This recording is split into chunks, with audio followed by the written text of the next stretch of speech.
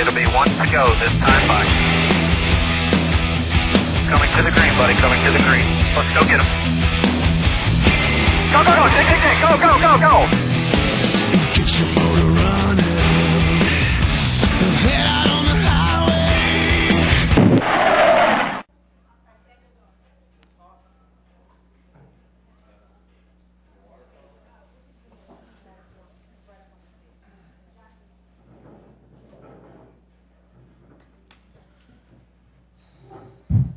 See if you can find 7.5, Randy.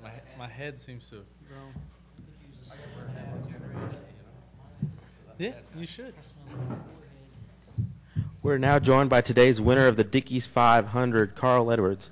Carl is now 106 points behind points leader Jimmy Johnson. Carl becomes the first NASCAR Sprint Cup driver to sweep both races at Texas Motor Speedway, winning the Samsung 500 and today's Dickies 500. It's his third win at Texas Motor Speedway. Carl, talk about those last laps. Never had Bob yell at me for going too fast, but he did tonight. I just was so nervous that you were missing something. I thought there's no way we can go this slow and save this much fuel and still be leading this race. So they did a really great job, though. That was cool. You know, of all the ways you can win a race, fuel mileage isn't the most exciting one, but we had, I believe, a dominant car all day. The car was very fast. We got behind on that last pit stop, and it's very cool to still win the thing.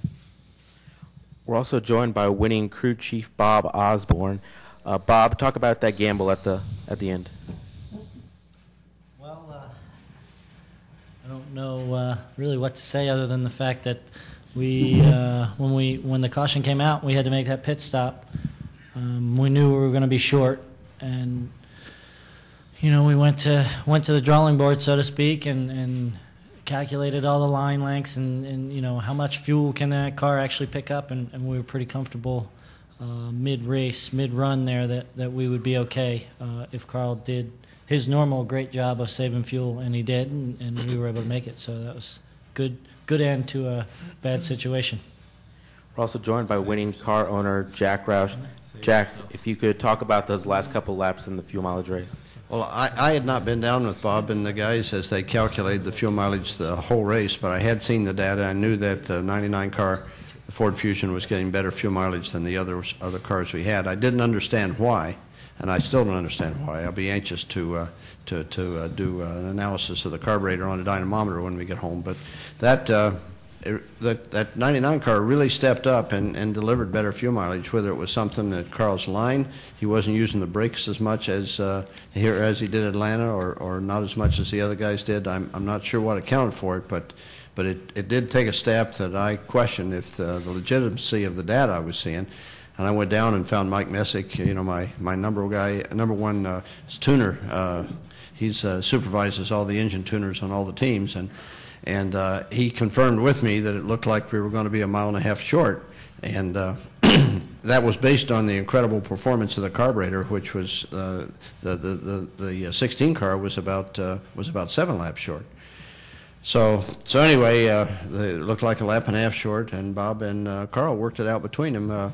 We've seen situations where if a driver is willing to not go as fast as he might, stop using the brakes, and has got track position to give up, you can save several laps in a tank of gas, and they were able to do that. I don't know how you would ever go from a situation like this and make an assumption that it could be the same result the next time you try it. It's different for big tracks and short tracks, flat tracks and bank tracks. The fact is, we don't have enough experience with it to really have ironclad formulas for how much you can save. But it was 1.5 miles short, and Carl was the man. He did it. Bob had faith in him, and they pulled it off. We'll go ahead and open up for questions, please. State your name and affiliation. I said Joe? 1.5 miles. Was it 1.5 miles? 1.5 miles. Joe Menzer, NASCAR.com. This is, well, Bob, I guess this is mostly for you, but would this have been a gamble that you would have made or been willing to make had it not been this exact situation with the chase and the points and all that? If the points were closer or we were in the lead, no, we would not have made that type of decision to gamble. we're in a position where we want to make as many points up as we can.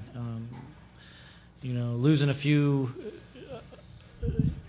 the points that we would have lost finishing, I think, 15th is the last lead lap car, I think. I'm not sure, but I'm not really concerned about that. Yeah, we want to finish second in the points, too.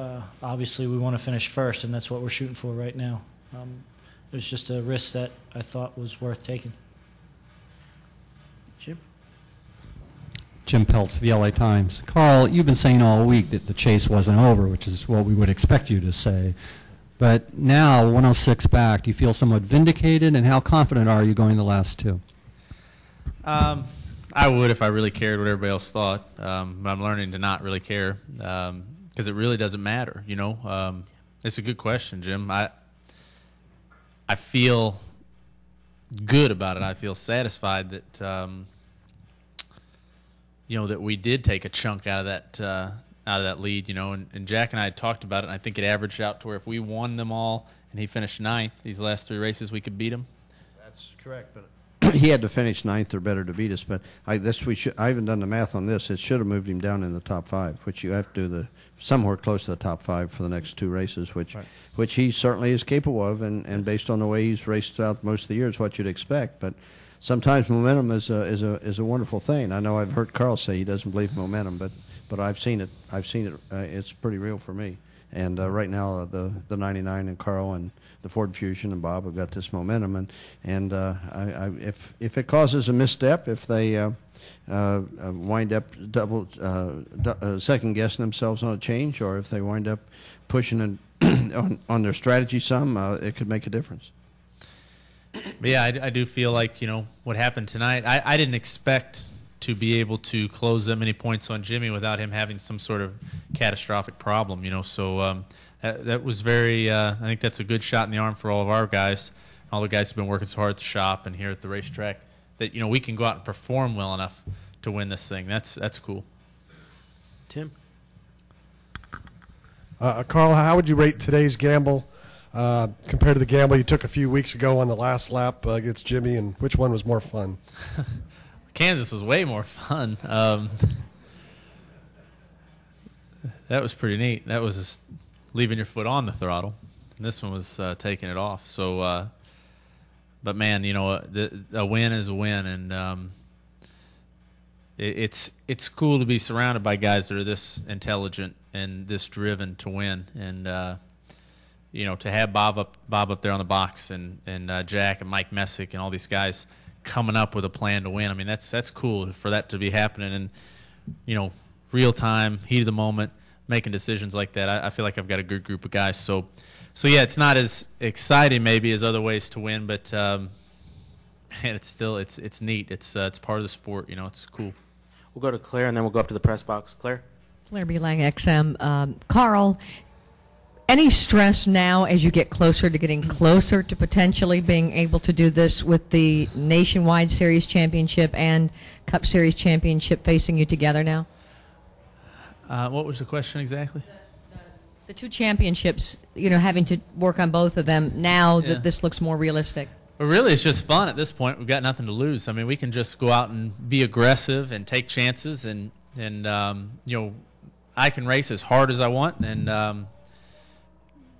mean, it's cool. The yesterday we picked up a bunch of points on Clint, not a bunch, but a few, and today we picked up a lot of points on Jimmy, and it's neat. It's fun. I've been part of championship efforts, even back racing in dirt cars and stuff, and it's wild. I watched the Formula One race today, and that was a spectacular drama there. And I just hope that we can get this thing close enough to make it that much fun at Homestead.